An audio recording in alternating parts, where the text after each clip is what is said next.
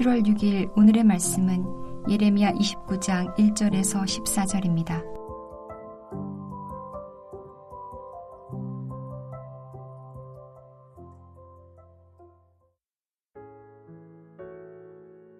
선지자 예레미야가 예루살렘에서 이 같은 편지를 느부갓네살이 예루살렘에서 바벨론으로 끌고 간 포로 중 남아있는 장로들과 제사장들과 선지자들과 모든 백성에게 보냈는데, 그때는 여고니야 왕과 왕후와 궁중 내시들과 유다와 예루살렘의 고관들과 기능공과 토공들이 예루살렘에서 떠난 후라. 유다의 왕 시드기야가 바벨론으로 보내어 바벨론의 왕 느부갓네살에게로 가게 한 사반의 아들 엘라사와 힐기야의 아들 그마리아 편으로 말하되, 만군의 여호와 이스라엘의 하나님께서 예루살렘에서 바벨론으로 사로잡혀 가게 한 모든 포로에게 이와 같이 말씀하시니라. 너희는 집을 짓고 거기에 살며 텃밭을 만들고 그 열매를 먹으라. 아내를 맞이하여 자녀를 낳으며 너희 아들이 아내를 맞이하며 너희 딸이 남편을 맞아 그들로 자녀를 낳게 하여 너희가 거기에서 번성하고 줄어들지 아니하게 하라. 너희는 내가 사로잡혀 가게 한 그 성읍의 평안을 구하고 그를 위하여 여호와께 기도하라. 이는 그 성읍이 평안함으로 너희도 평안할 것임이라. 만군의 여호와 이스라엘의 하나님께서 이와 같이 말씀하시니라. 너희 중에 있는 선지자들에게와 점쟁이에게 미혹되지 말며 너희가 꾼 꿈도 고지 듣고 믿지 말라. 내가 그들을 보내지 아니하였어도 그들이 내 이름으로 거짓을 예언함이라. 여호와의 말씀이니라. 여호와께서 이와 같이 말씀하시니라. 바벨론에서 70년이 차면 내가 너희를 돌보고 나의 선한 말을 너희에게 성취하여 너희를 이곳으로 돌아오게 하리라. 여호와의 말씀이니라. 너희를 향한 나의 생각을 내가 아나니 평안이요 재앙이 아니니라. 너희에게 미래와 희망을 주는 것이니라. 너희가 내게 부르짖으며 내게 와서 기도하면 내가 너희들의 기도를 들을 것이요 너희가 온 마음으로 나를 구하면 나를 찾을 것이요 나를 만나리라. 이것은 여호와의 말씀이니라. 나는 너희들을 만날 것이며 너희를 포로된 중에서 다시 돌아오게 하되 내가 쫓아보내었던 나라들과 모든 곳에서 모아 사로잡혀 떠났던 그곳으로 돌아오게 하리라. 이것은 여호와의 말씀이니라. 토요일 새벽 주의 말씀 앞에 나오신 여러분을 환영하고 축복합니다. 한 주도 수고 많으셨습니다. 오늘 본문에는 수많은 그리스도인들이 참 좋아하는 성구가 등장합니다. 바로 11절 말씀입니다. 여호와의 말씀이니라. 너희를 향한 나의 생각은 내가 아나니 평안이요 재앙이 아니니라. 너희에게 미래와 희망을 주는 것이니라. 아마 이 말씀을 자주 들으셨을 것이고 또 사업체나 가정집의 벽에 걸려있는 말씀으로 많이 보셨을 것입니다. 그런데 신자들이 하나님의 말씀을 대할 때 자주 범하는 그 잘못을 이 말씀을 보면서도 범하는 것을 봅니다. 바로 어떤 문맥에서 주어진 말씀인지를 생각하지 않는 것입니다. 하나님께서 이 말씀의 전과 후에 어떤 말씀을 하고 계신지를 생각하지 않는 것입니다. 그러나 이 11절 말씀을 보면서 한번 진지하게 물어보십시오. 어떻게 우리를 향한 하나님의 생각이 평안이고 또 재앙이 아닌 미래와 희망, 곧 희망적인 미래를 주는 것일 수가 있습니까? 우리가 아무렇게나 살아도, 우리가 하고 싶은 대로 살아도 우리를 향한 하나님의 생각은 항상 평안이고 재앙이 아닌 희망적인 미래를 주는 것이 되는 것입니까? 결코 그렇지 않습니다. 우리를 향한 하나님의 생각이 평안이고 재앙이 아닌 희망적인 미래가 되려면 반드시 어떤 조건이 충족되어야 합니다. 어떤 조건일까요? 11절 앞과 뒤에서 우리는 이 질문의 답을 두 가지로 찾을 수가 있습니다.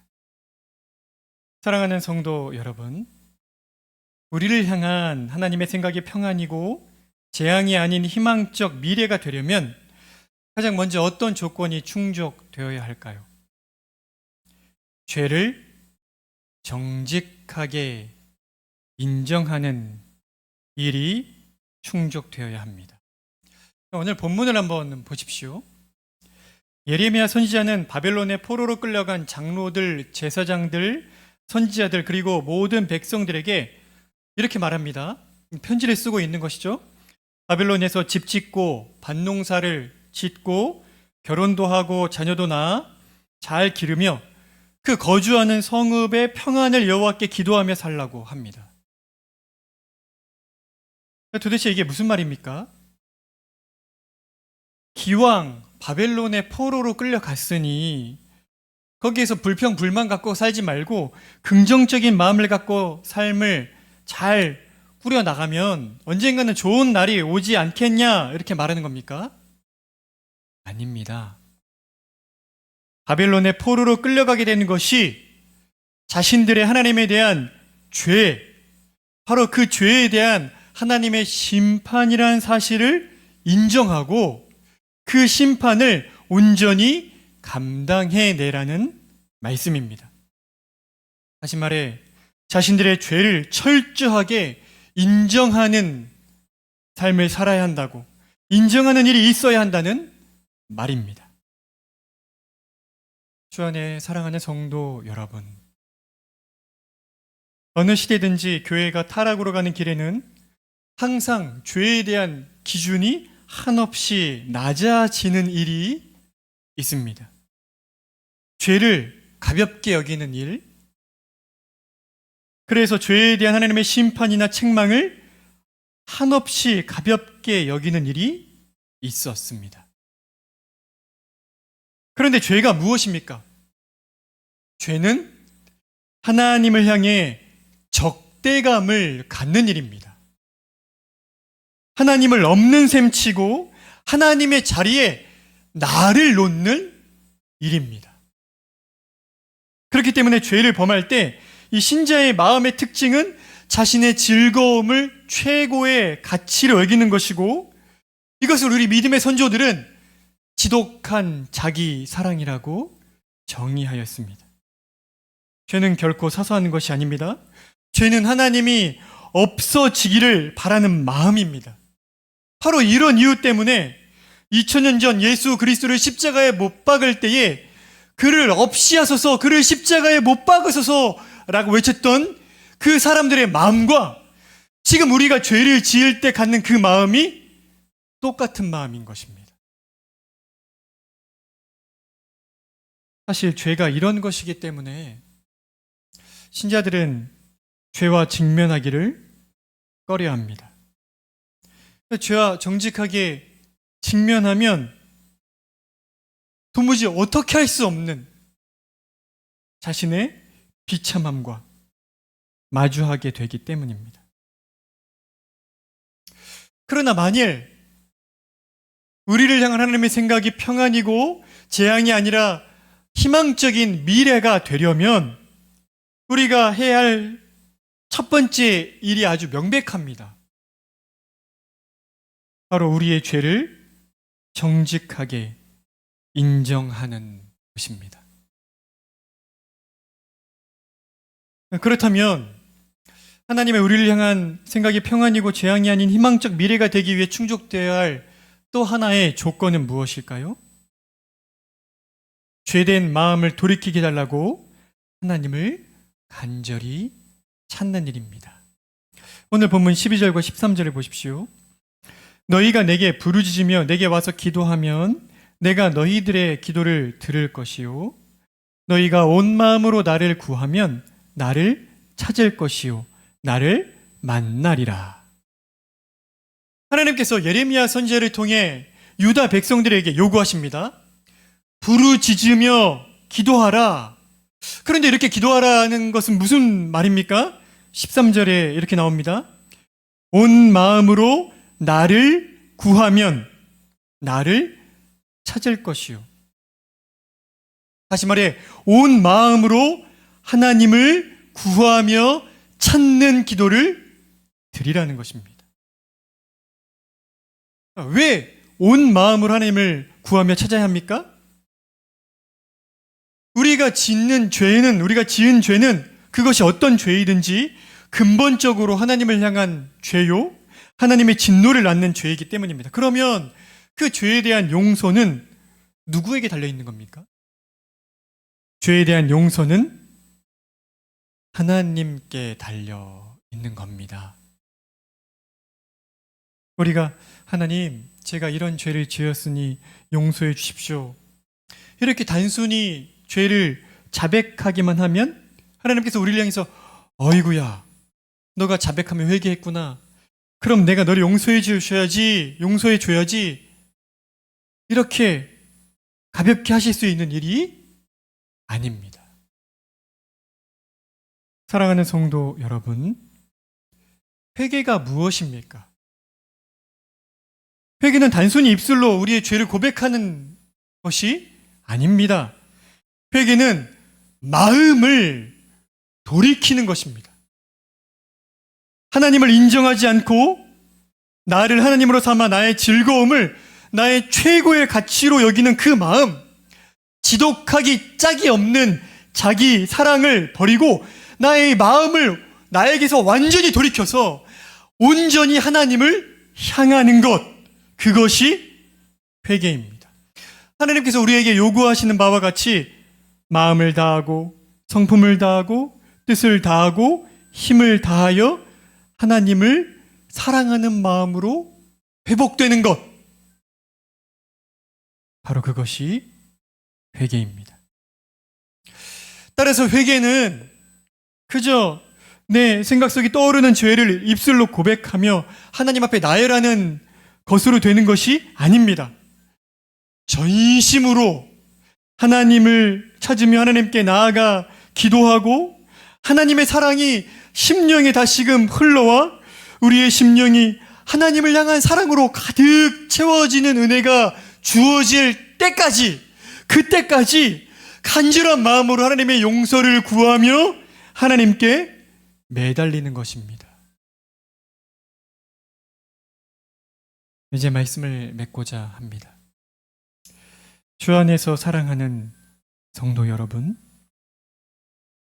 우리를 향한 하나님의 사랑이 평안이요 재앙이 아닌 희망적인 미래가 되려면 우리가 충족시켜야 할 조건이 있습니다. 바로 하나님을 향한 우리의 죄를 철저하게 인정하고, 다시 말해 내가 지금 마음으로부터 하나님을 사랑하지 않고 나를 지독하게 사랑하고 있다는 사실을 인정하고 전심으로 하나님을 찾는 것입니다. 한마디로 진실하고 참된 회개가 필요합니다. 온통 나를 향하고 있는 그 마음을 돌이켜서 온통 하나님을 향한 마음이 되도록 하는 것. 그 일을 위하여 하나님 앞에 머물며 용서해 주시기를, 불쌍히 여겨 주시기를, 다시금 사랑과 은혜를 부어주시기를 부르짖는 것, 이러한 참된 회개가 필요합니다.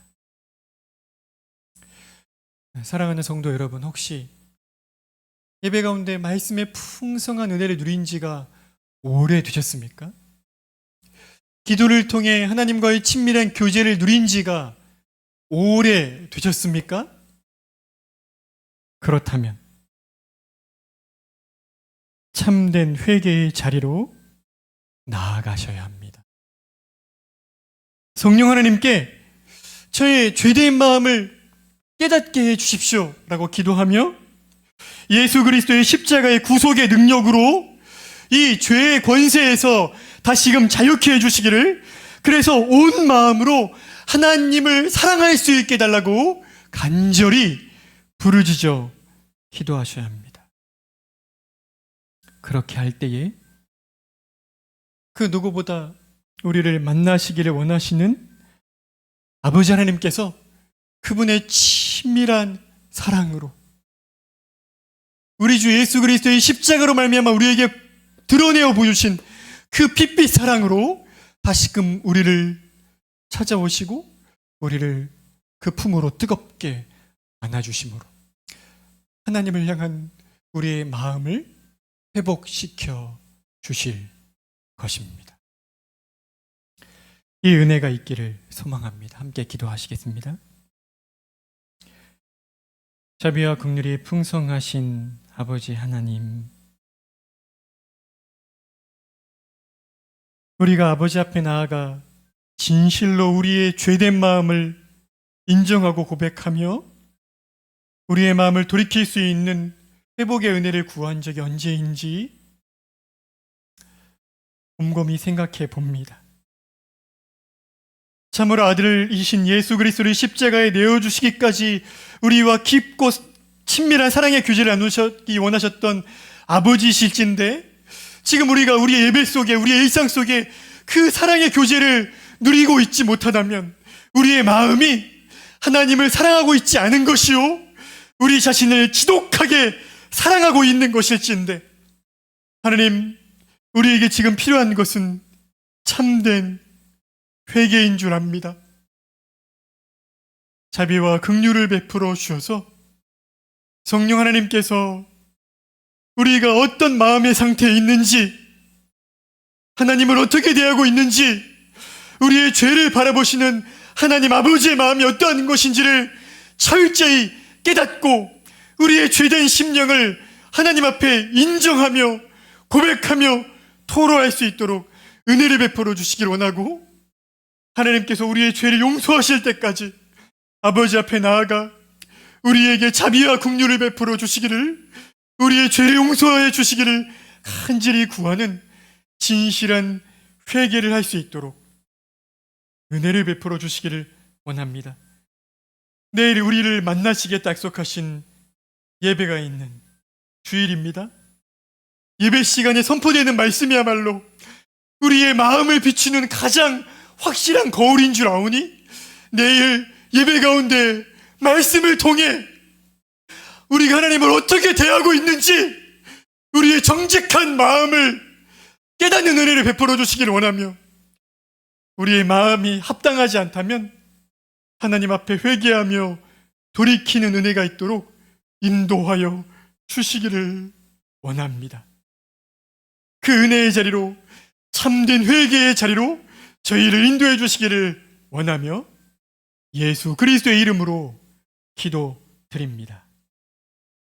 하늘에 계신 우리 아버지여, 이름이 거룩히 여김을 받으시오며 나라가 임하시오며 뜻이 하늘에서 이루어진 것 같이 땅에서도 이루어지이다. 오늘 우리에게 일용할 양식을 주시옵고, 우리가 우리에게 죄 지은 자를 사하여 준 것 같이 우리 죄를 사하여 주시옵고, 우리를 시험에 들지 말게 하시고 다만 악에서 구하시옵소서. 나라와 권세와 영광이 아버지께 영원히 있사옵나이다. 아멘.